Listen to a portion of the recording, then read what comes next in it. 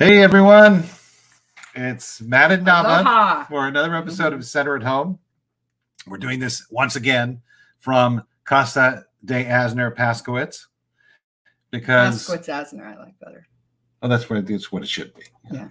Mine We're doing it from our house because we just felt like it today. It's just one of those quarantine moments where we just decide to do it from the house. Is everyone as hot and boiling as we are? It's pretty crazy. When you think things can't get more hot, heckled, harassed, humiliated, you add a heat wave to the valley. That's what you do, and that's what we're doing. And so, but we're here, and we're going to talk a little bit about the corona and what's going on in the world. And we're going to bring our first guest. Gary's going to come on real quick because we want to check in with him, and then we're going to do our little banter at the beginning of the show. So we're going to do banter second. Okay. Banter second. Banter second. Gary first. Gary is coming in right now. Oh, Gary. Yay, Dr. There he is. Gary. That was quite an entrance there, Gary. Can you hear me? It's a little cloudy. A little cloudy in Washington. How's it going, man? Are you doing okay? A little bit. So we're in the middle of this pandemic. Yeah, it's cutting in and out on us. Okay, well, we're in the middle of this pandemic, right? Yeah, it's been worse. We've done more swabs lately. Lots more, seeing quite a few flu again, and a lot of strep. Well, let me ask you a question, because I think there are a lot of people who right now, especially, who are wondering what's going on, and the weather's warming up. Let's get that straight first, okay? So the weather's warming up. Is there a correlation to the end of this situation with the warming of the weather? I don't think so, unless we get a lot of more UV light. I think that's the only thing that's really taking it out. They're saying heat, humidity, especially from the CDC here, still not being effective. So more UV light than the heat. But now let me ask you something, because I've done a little research into this. I'm not a doctor like, some of the people on this show right now, but like Gary and I. Yes. But I do want to ask, because I have read about this, and from what I've heard, the amount of UV light that is needed to effectuate change in the positive in one of these cases is tremendously huge, and it's not something that that's going to affect something like the coronavirus in a by just going out in the sun and sitting in the sun. Correct. No, yeah. So we're and there's still no treatment lined up. There's still no vaccine lined up yet. Everything's still in the testing phase, which is causing us the problem. It's saying, okay, we're going to release these restrictions. We're going to send people back into it with no plan. And that's becoming frustrating here. And we're seeing a ton of that. I've already seen 32 today. Well, I think it's frustrating for everyone. Honestly, I'm going to be honest with you. It's frustrating for everyone on every side of whatever side you're on. I mean, it's just, it's frustrating to be able not to go outside and not to work, and it's frustrating. It's frustrating for everyone. No one wants this to happen. But my honest feeling is that that we need to come together as a community and work together to get through this. And everyone needs to take ownership of that. And I'm including, I certainly include our government needs to take ownership of that too. Right. And own up to mistakes they've made. But I think we just need to move forward and come together and just go forward. Right. So, Gary, are you seeing an increase in cases or a decrease in cases? Well, an increase here, and I think it's because we're outside of Seattle. You start getting people moving between Seattle and Portland. You're going to start seeing that move. So as people get released to do other things, and we haven't had that huge influx of cases, you're seeing more head our way. Seattle will start dropping a little bit because they're on top of it. But the smaller counties, the smaller towns, Olympia near the capital, you start seeing a little bit of an increase in that instead of a decrease. Right. Are you guys gonna be able to get the antibody test, or have you seen any? Because I know some people said like that if you send it out to Quest laboratories, they'll do it for you, or maybe that's a total falsehood. Well, we've got ours going through UW. There is some that's getting started here. It's still, very small population of people drawing it or the labs doing it, but ours are going through UW. I have had 2 that have come back negative for the antibodies that we've already sent out. So it's starting to be tested, but not a lot. And do you think, I mean, it's certainly very important for our future to get that going and to make sure that everyone, has access to those tests, correct? Right. So we're still a long way from kind of getting on that ship, aren't we?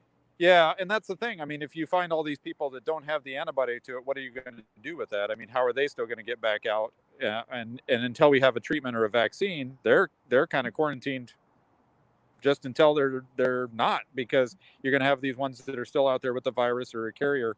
And again, they're not knowing exactly what time frame they're looking at as being a carrier or when it actually started. You're going to have people without the antibody getting released to go out into that and then just start over with those groups of people. So it's a constant pickle that we're in, isn't it? Yes. Until there's a treatment, until there's a better treatment, and they really decide as a whole to come together and say, this is the drug we really want to test. This is what we really think will work. I mean, they did that with the malaria drug for a little bit, and then they went, well, yeah, not such a good idea, Well, issues. I think, Gary, I thank you for coming on. And, do you have any sage advice to people holed up and waiting to go outside? Well, I think as we've talked before, it's the mental health side. It's becoming terrible. I mean, I'm seeing a huge uptake in mental health issues for this, suicide, SI ideations of suicide just coming up more and more, probably between 4 or 5 cases a day now, just talking about that, the depression that's going along with this, being isolated. And so, I guess my big thing from the psychology standpoint and sitting down with these is, yes, it's a terrible thing, but don't we have to look at some of the good side too? And I've explained to a couple of them, they're at home with a grandparent or whoever and can't go anywhere and are stuck with that grandparent, and they say stuck. But I say, well, maybe this is your chance that you got to know them in this bad situation. You got to know them better. You got to be with them. And what if this is their end of life issue? And here they are. And now you got to spend time that you may have not had this not happen. So they have to look at some of the positive things. So we're trying to do a little spin on that, if you will. Well, I agree with all of that. And I think I hope you get some rest, Gary. I see the bags on you. My face is starting to get really sore and get the cuts in it from the mask every single day. So tight. But I just wish, as you see the sky here, I wish it would clear up a little bit more. It's hard standing out here in the rain when it starts raining. And we're all going to Hawaii. We're all going to Hawaii as soon as this is over. As soon as Corona's over, we're going to Hawaii. That's what I heard. So pack your bags. All right. You and Matt can. You guys take care of yourself. Make sure you guys take care of yourself. We will. You take care of yourself. Love to the family. Swab if you start feeling. Take care, Gary. So we have a great show today. Well, I mean, that was really informative, right? I'm just so appreciative. Gary, we have our friend who has been a huge supporter of the center and an incredible artist, incredible friend, and happens to be in the trenches on the front lines, giving us this, daily report, and it's invaluable. I'm going to tell a little story about here. Gary, Gary's a doctor. He sees patients every day, and I don't know when the guy sleeps. Really, honestly, I really don't. He's an artist. He's a great artist. He's really, just does wonderful work as an artist. And he does like comic book stuff, but he's a really good artist. I mean, he's a great artist. Fine art and comic book stuff. And I'm kind of a geek, so I like comic books. So So I really like his stuff. So Gary really wanted to do something. We had a big birthday party gala last year for my dad's 90th birthday that we did for the center. And he said, "Oh, I really want to do something for that. What can I do? What can I help you? What can I do?" And I said, "Well," and I just thought, I'm just going to throw something out there, and there's no way he's going to do it. And I said, "Well, I'd like to kind of like take my dad's career and all the iconic work that he's done, and do a painting for each one of the, But you were envisioning like a little and then we'll auction those off at the gala. Something simple. Something simple." And so he goes, "I'm in. I'll do it." And over the next month, he produced how many? Like 15, 16, 17 paintings of Mary 11 Tyler by 14. Mary Tyler Moore, Lou Grant, Roots, Rich Man, Poor Man, JFK, Up, Elf. On our next show, let's we're going to show some on the next show. But it's just incredible stuff. And I'm a big fan of Gary's just because he's a great artist, and he's just a tremendous person. And he's just been so there for us. And become part of our family. Just a great guy. So we're in week 6, 7. I think 7. Is it 7? I keep hearing you keep saying some 5. people say 5, but I don't know. Well, we've been I don't know. We're in Groundhog Day, Groundhog, yeah. And we're we woke up today and we're in quarantine. So that's about the same. And I'm sure that was the same for you out there. But and yesterday we all hit a wall. Yeah, we did. We all hit a wall with homework. I don't know about. We hit a wall with the heat. Yep. The kids were tantruming. It was just. It was not a good day. It was like a horrible, terrible day. and we were starting to fight. Oh, really? Well, weren't we? I mean, you weren't very nice to me. I wasn't. No. What was I don't know. I just didn't think you're very nice. It's the heat. So heat. It's the heat and the quarantine. Yeah. So and but we're together literally 24 hours a day. But I think you're right. I think we hit a wall yesterday, and we were just like, and I think I don't know about you guys out there, but I've been so tired. I've really been so, and there's actually a syndrome about like chronic stress and actually just being not getting out of your regular schedule. It puts you off kilter and makes you feel more just depleted. Right. And if your wife is mean too. Yeah, well, that's one reason I got tired, because my wife was mean. I was beating him with a cat of 9 tails. So let's talk about some stuff we have going on at the center this week. Coming up. I forget what day of the week this is. Well, let's go. So, what day of the week is it? So let's go to Shabbat. Tomorrow. Today's Friday. We have a movie. Movie chat. Yes, I'm excited about that one. We have a movie chat tomorrow, and it's Raiders of the Lost Ark, my favorite. And Eddie has started to watch this movie constantly, and you think like he would want to see the scene of Indy and the giant ball or something. No, he watches the melting faces at the end, like over and over again, like every 5 seconds. Well, a lot of that's every 5 seconds. Kind of thing. I guess so. To watch like DJ. Well, and you'll see, he'll be like, sitting around somewhere, and all of a sudden you just hear that guy screaming, and the face, and it'll just over and over and over again, 50 times. And but anyway, so that's tomorrow night. It's tomorrow night at 7 p.m. Pacific time. Right. But first we have. And so what the idea is? Watch the film, and then join us on Zoom, and you get that information on the Facebook page. And we'll talk about the film. First, we have Aviva doing her second arts and crafts. We do. I don't have at noon. Yeah. And that's tomorrow. Noon Zoom with Aviva. Noon Zoom with Aviva, and then our movie chat. And then movie chat, and then every Tuesday. Every Sunday we have. Wait, we're doing this one now. Well, should we go Saturday, Sunday?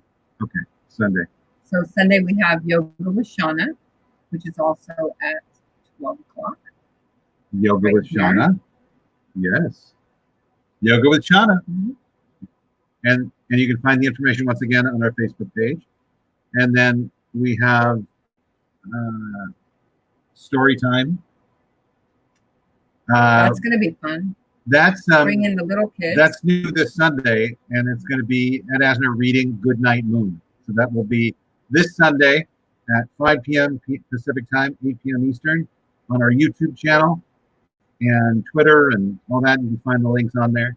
That's going to be fun. We're going to do that every Sunday, and so that's very cool. Are you excited about that? I am. Yeah. That's one of my favorite books of all time. So we have a great guest today. His name is Stuart Duncan, and he's part of this incredible movement in the Minecraft community that are bringing a lot of autistic people in, to the Minecraft community and using it as a kind of social skills tool. He's called it Minecraft, and we're going to talk to him about that. We have two autistic sons who are obsessed with Minecraft. Well, and I want to talk to him about. He's a little outgrown that, but Eddie's really into it.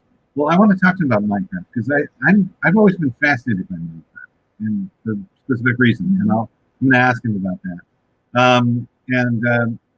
I always loved that it was very simple graphics. Well, that's my main problem. Oh, you're trying to steal mine.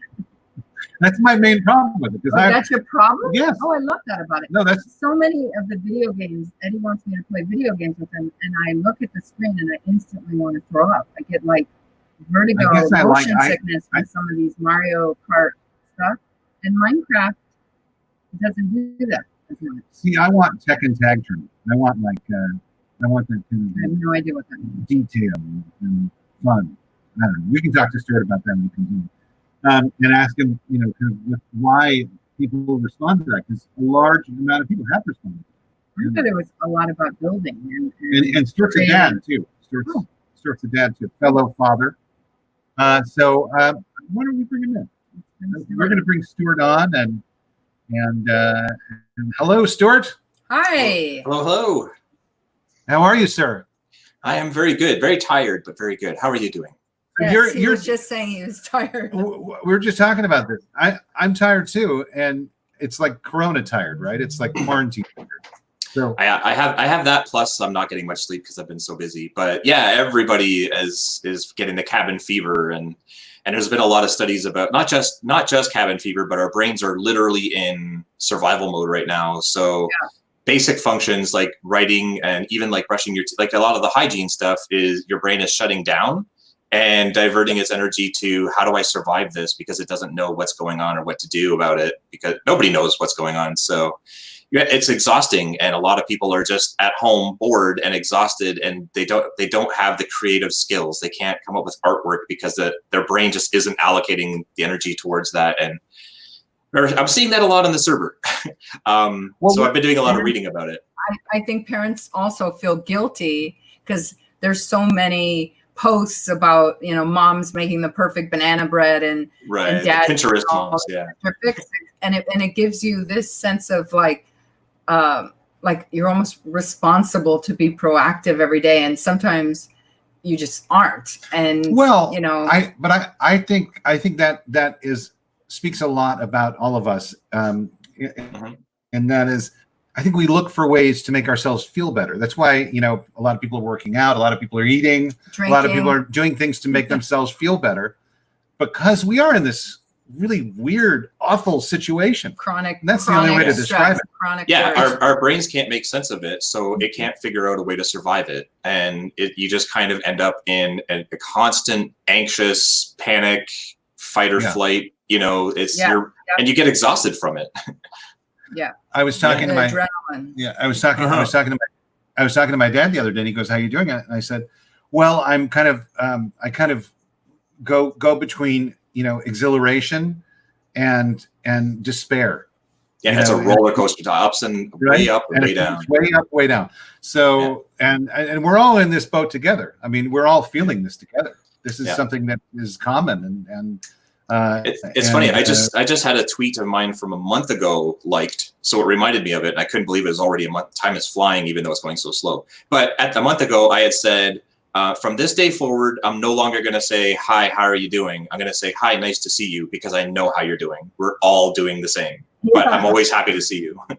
But doesn't that make it a little bit easier that we all are in the same boat? And yeah, but we don't want to be reminded of it. Like, I would rather it be a positive. Exactly. Like, I don't want somebody to say, "How are you?" and I have to go, kind of crappy. Yeah. I would rather be like, "Hey, nice to see you," and I'll be like, "Nice to see you too." A positive kind of, just a shot in the arm going, "It's not so bad. I am happy to see you." Yeah. And that's one of the things on the server. You were talking about my Minecraft server with the kids. We do everything in our power to not remind them of the situation that they're in, right? Yeah. Like, and part of me, if I sign on and there's a bunch of kids on, I say, "Hi, how are you?" That instantly in their head, it's not good, and I don't want to trigger that response in them. Yeah. I'd rather they be happy that I'm happy to see them. Let's talk a little bit about this, because I mean, you didn't create this because of the coronavirus. 7 years ago, I created it. Yeah. 7 years ago. So, and I'm fascinated by this because Minecraft has always been this kind of enigma to me. And to a lot of people. And what's interesting is, we have a bunch of kids in our family that are on the spectrum and off the spectrum, and whatever. And I've seen them actually as little kids really get into Minecraft, and then take like 5 years off, and then get really back into it. Mm-hmm. Yeah. So it's a phenomenon to me that I don't understand. So maybe you can explain it a little bit, because I actually see that a lot on the server too. Yeah. Yeah, I'm sure. So how did you start this? You're an autism dad, and explain how you started this, Oddcraft. Well, you can see my name online as Autism Father. I started blogging back in early 2010, and back then, not a lot has changed, but back then there were no dads blogging. It was all moms, because the dads were generally typical, right? They were at work, and they would come home, and they certainly wouldn't be sharing their feelings or experiences. It'd be the moms. They would have the time on their hands, and they wanted to share with other moms, reach out to other moms, blah, blah, blah. So when I started blogging and writing about my experience, I wanted to stand out as a dad with a different perspective. And so Autism Father was born. It's a pretty obvious in-your-face name, but I wanted to make sure that people knew. And I ended up with quite a following. It worked. I ended up with a lot of people asking me to write for them for a father's perspective, that it was different. So I got a bit of a following just based on that. I guess my writing was good enough too, but that helped. And so I got a bit of a following, and then I saw more and more of those parents that were following me reaching out to me and to each other, asking if their autistic children also played Minecraft, and if they did, could their kids play together? And I saw it happening more and more and more and more over the course of like 6 months. And I really got curious about it. So I started inquiring, and pretty much all of them said that their kids were being bullied on all the public servers they tried to play, because they would react in extremes. They would get really, really happy when somebody was nice. They get really, really angry when something went wrong. And if you get really, really angry when something goes wrong, the bullies target, they hone in on that, and they will try and push you as far as they possibly can. And it used to be to try and make you rage quit, but in this day and age, it's you might as well kill yourself kind of bullying, right? Like, it's so bad. And that's terrible. Yeah, it's terrible that happens. I've heard some terrible, terrible things, but it happened so much that I decided, I didn't have any money or any time or anything, but I decided I love Minecraft myself, and I have a technical background, so I was going to see if I could help out. So I started a Minecraft server. Awesome. And so that was 7 years ago. Yeah, June 2013. And it's doing well, and what's interesting is, during this situation, it's kind of become a kind of haven, right, for a lot of the people that use it. Yeah, connecting. I wouldn't say we're essential workers in the traditional sense, but at the same time, I've heard from so many parents who have reached out and said that they're so thankful for Oddcraft, for my server, because their kids are on it a lot, like way more than what is prescribed or whatever. But the experts say an hour of screen time a day, which is baloney. But they said that but they said that their kids are happy and they're coping well and they're dealing well, and it's because they have this community of like-minded friends who are generous and supportive and positive, and they can go on there and not have to worry about the plagues of the world. And not only that, but so many of the kids on my server have learned how to read and write based on the text that's on the screen. They share science facts. They talk about world geography and all sorts of stuff, just through conversations and relationships and stuff. So they're still learning and they're still doing stuff. And then they go back to their mom and dad and they talk about their day. A lot of them, because I push so hard for it, even the parents who don't know anything about it and don't understand it, I push and push for online safety's sake. Play with your kids. Then if you're talking to the people they're talking to, they're safe.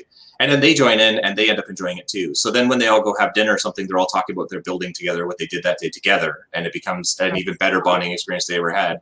So yeah, in this case, we're not essential workers, but it's, I think, making a huge difference in a lot of lives that, you know, they have this place that is still, it's still their home, even when they can't go outside. It's still constant. Stuart, how does somebody get on that your particular server? If our youngest guy is playing Minecraft, how would he go to this safe server? Well, first of all, Minecraft sort of became divided. There's a mobile version that connects to the consoles like Xbox and stuff like that. For my server, along with most older servers that are online and stuff, you have to have the Java edition, which you can get at minecraft.net, and that's on your computer. So if you have that version, or if you can get that version, it's pretty cheap. Then you go to otcraft.com and click on whitelist application and fill it in. And it's really basic information like, you know, your name, email address, and your age, so we get an idea of that. What languages you speak and stuff. And then you submit that, we approve it, and it'll send you all the information you need to connect. And it's free. Right. So yeah, otcraft.com. Write that down, otcraft.com. Otcraft.com. Okay. So how many people are on your server? So it's a whitelisted server, which is why you have to apply. So I can actually go into the whitelist and see how many names are on there. We are just like a dozen people shy of 12,000 names on the server. Wow. From over 150 different countries around the world. Yeah. And that's wonderful. It is and it isn't, because I'm kind of, you know, I'm happy that it's been successful. I'm happy that it's saving and changing lives and kids are doing well, but I'm not happy that it was far more needed than I ever anticipated, that there's so many kids being bullied or feeling like outcasts, or that there's only one server where they could fit in. Like, I don't know. It's a really mixed feeling of, you know, that there's 12,000 people out there who, you know, I want it to be a place that is wanted, not a place that's needed, I guess. Is the best way to put it. And then, and you know, you heard me talking, I think you heard me talking a little bit before I brought you in. I don't, you know, I'm one of the guys that I don't really get you know, Nava loves Minecraft. She understands the kind of crude graphics and everything. And for me, I don't know, I'm kind of spoiled and you know, want the eye candy and yeah, the latest console with the high definition graphics and stuff. Yeah, I mean, I've never been a gamer that much. But I haven't been a gamer that much. You play video games more than anyone I've ever met in my life. Well, there's a difference between somebody who just enjoys gaming and an actual gamer. I enjoyed it. I wasn't like a serious gamer. I enjoyed like the EA Sports kind of stuff, you know, that kind of stuff. Our older son is obsessed. Yeah.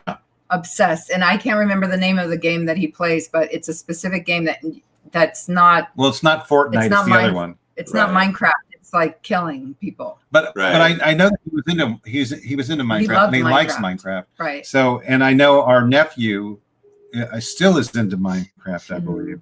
So, I mean, Eddie loves it. You know that Minecraft is still the #1 video game on YouTube, like by more than double. Yeah, like Fortnite was second place last year, and Minecraft had just about double the viewership of Fortnite. So it's still as big a game as you would ever imagine. But to explain it, it's because in Minecraft, you're literally like, have you ever heard the expression, your child isn't ignoring you, they're just waiting for you to enter their world? Yes. A popular autism phrase. I can think of no more literal example of that than Minecraft, because you are literally creating your own world. You are literally farming and breeding animals and building your own house and base and castle. You are creating your own electronic circuits using redstone. You're exploring and finding new savannas and deserts and oceans and coral reefs. Our server just updated today, which included bees and beehives and a lot of that sort of functionality. You can get horses and like it's a world. It's literally a world.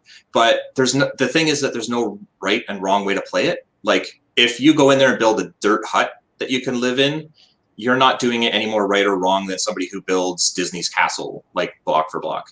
You know, like you can do as much or as little as you want, but at the same time, there's no progression to the game either. So I've been playing on my server for 7 years. I started it, but a child that joins the server today and steps on for the very first time is equal to me.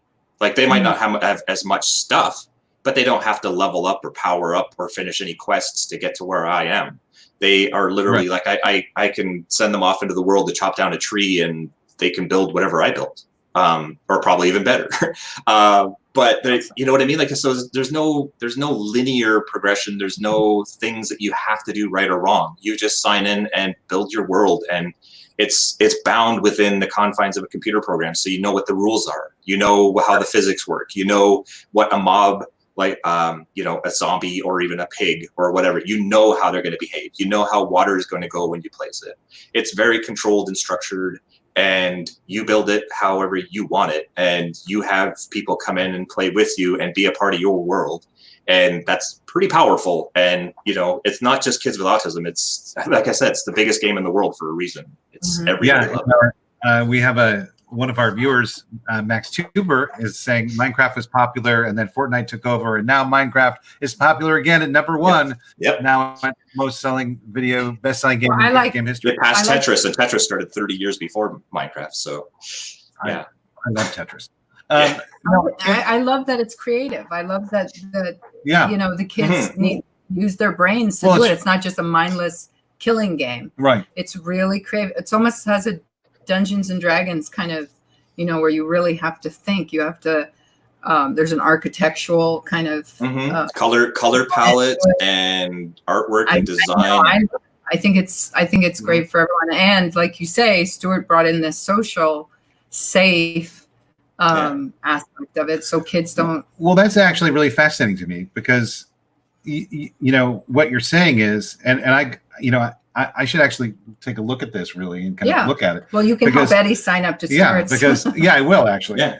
Because what you're saying could really help kids and young adults become more social. A lot, big time. And really, it could put some of that puzzle together for them. Yeah. So that they can apply it in real life. So it's actually it sounds like a really great tool that you have there. Yeah, we've actually had researchers come in, several from all over the world. We've had a couple from Germany, USA, all over the place. And they came in and one did an award-winning research paper in 2016. She actually won Paper of the Year, Science Paper of the Year for it, about my server and the work that we all do. And when I say we all, it's the entire server, because no one person makes a community. And the community is, you know, often referred to, even by TED Talks, they called it the best place on the internet. And it's not because of me, it's because those kids. But their research really breaks down a lot of the barriers between parents and actual autistics and professionals, in showing that there is no limit on screen time, that video games can be an effective learning tool, even for social skills, that, you know, you can put 10,000 autistic children together in one place and it won't be chaos, because they will actually be friends and generous and compassionate towards each other. And they know what it's like to feel alone or bullied. And so when somebody else is, they jump at the chance of making that person feel better, so that they don't feel like they once did, right? Like, it's really opening up a lot of people's eyes to the fact that, you know, these kids don't lack empathy. And they do want friendships, and they can be a part of a really incredible community. And like I said, TED Talks and BuzzFeed and some other places called it the best place on the internet, and it's a server full of autistic children. So if that doesn't shatter what a lot of people think would happen, then I don't know what would. You know, you brought up such a good point. Everyone used to say all the time, you know, if a child is showing empathy or a young adult is showing empathy, then it's not autism. It's not autism. And it's like, you know, I always thought to myself, that's crazy, because literally every autistic that I've ever met is filled with empathy. Yeah. Most of them actually. So most of them. So and this kind of is a great training ground for a lot of them to kind of put that empathy into use, but also build relationships, giving them real world practice, so they feel safe in their home. they're having these social interactions. They're speaking to people, learning how to speak and be in conversation appropriately. And then they go back to school, God willing, one day. And, right. Yeah. And then they, you know, a lot of our kids are in, you know, typical schools or even if they're in, you know, a special day class, this is helping them so much have that social practice that it's so much easier when you're behind the screen. I've seen kids, 7 years now. It's hard to believe, but I've seen kids come on the server nervous and anxious about starting high school. They've never had a friend. And they've never really talked to people, and they're bullied, and they're nervous about high school. And I will talk to them, and my other admins will talk to them. The other players will talk to them, reassure them that things will be okay. And for years and years, and then, you know, with homework and this and that, and years of support, just being their friend. And like you said, they will get upset, they'll get angry, things will happen, and we'll have to mute them in game where they can't talk to people. But I have some very strict rules, and that is that the staff, my admins and myself and everybody, if we mute somebody, it's for their protection, so that they don't say anything or do anything that'll make other people upset. And very first thing we do, if we do have to mute somebody, is message them privately, talk to them and say, listen, you're not in trouble, and we're not mad at you. We just don't want anybody else to get mad at you, so let's talk. And then we talk to them every single time. And then we work through all of these things. And then if anybody else was upset, we talk to them, and then they end up working it out. So anyway, so this one kid, I use him as an example because it just happened this Christmas. He came back after Christmas. He said, when I joined in 2013, he wasn't even in high school yet. He was really nervous. He remembers all our long talks and talks with other staff. And then he got through high school, got into college, and he's done some of that now. And he came back at Christmas to wish me a Merry Christmas and thank me because he now just got his dream job at Lego. Yeah, like the actual Lego headquarters. And he said, and he told me that it's all thanks to Otcraft. It helped him learn how to make friends, how to be a friend, how to deal with, you know, arguments and fights and deal with the pressures and all that sort of stuff. So that was huge to get that sort of, you know, a message from one of my kids who's not even, he's an adult now. But we've had some that, you know, joined in high school and now they're married and they're still on the server and stuff. So big therapeutic quality to this. That's like, you know, the kids are really getting support, and it's almost a therapeutic type of support by just having fun. And it gives them something to open a conversation in school saying, hey, do you play Minecraft? You know? It's therapy without being therapy. It's just, like you said, support. We're just all there for each other. It's education without being education. Like they're learning how to read and write just by reading the text that's on the screen. If they spell house wrong and somebody else in the chat spells house into the game, then they see that it's how it's actually spelled. They correct their own spelling. You learn without even trying when you're having fun with friends. Yeah, I agree. And it's like working out. If you're doing something fun, you don't think about working out. You just do it, you know. Right. And exactly. it was like when I used to play hockey. I used to play hockey, and I didn't know. I couldn't remember. I didn't like think, oh, I'm working out. I'm playing. So it was you just be in much better shape, and all you're doing is playing. Exactly. And then his mean wife wouldn't let him play anymore. Well, Stuart, I want to thank you for joining us. That was wonderful talking to you. Everyone should check out Oddcraft.com. Where do you live, Stuart? Where are you calling from? I'm in Canada. I'm Northern Ontario. I heard a few oats. Yeah. I'm if you know where Toronto, Ontario is in Canada, I'm north of there. There's still snow on the ground where I am. So wonderful. Well, you'll have to come to California and visit us. I would love to come to California. After the winter I had. When all this is blown over. Yeah, exactly. I'm not going anywhere right now. So, but for those that are interested in Oddcraft, they can go to oddcraft.com and sign up. It's like Stuart said, it's a waiting list, so there might be a little wait, but and do you still have your blog that people can also look up your blog? No, I haven't had time.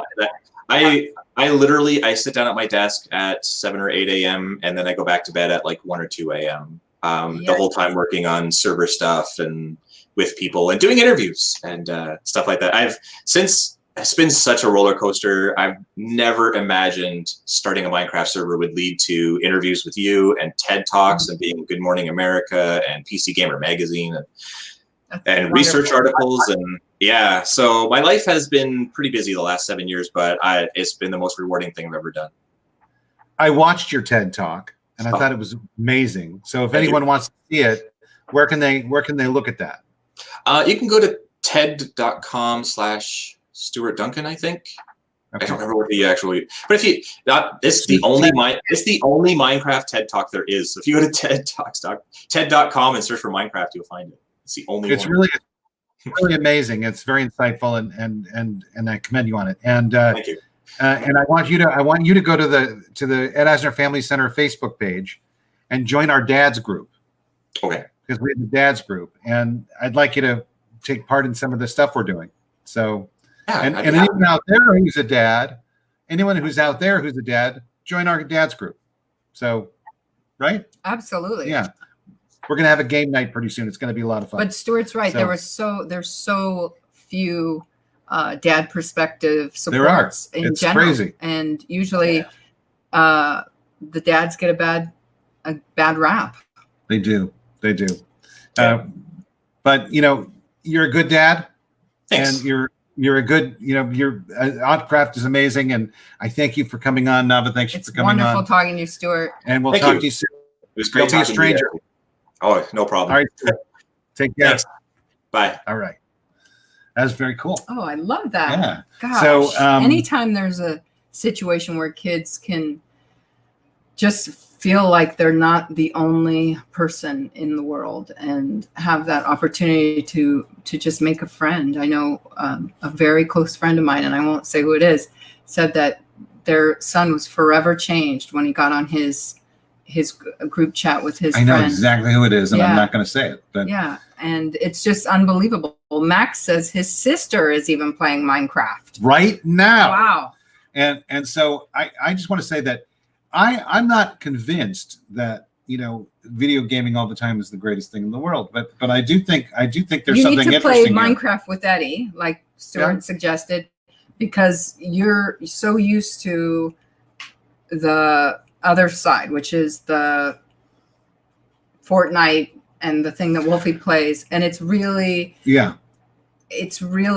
no. I'm gonna take Eddie. I'm gonna watch Eddie, and I'm even gonna have Will do it a little bit. Yeah, and see, because he was really interested in what is Aviva playing.